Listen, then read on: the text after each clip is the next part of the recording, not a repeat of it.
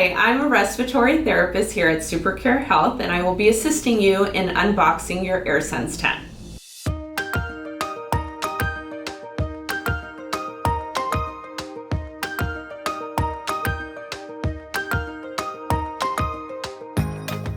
You will start off by opening your box,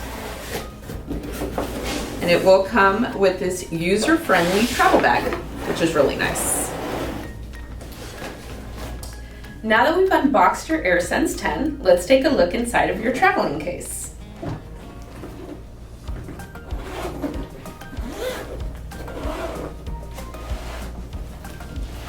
First up is your actual AirSense 10.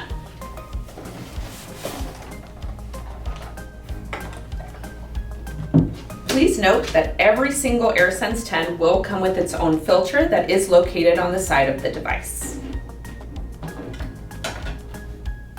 On the opposite side, you will have your water chamber. Now, depending on what your doctor has prescribed, you will either be given a climate line tubing, which looks like this, or a standard tubing that looks more like this. And the final component will be your power supply.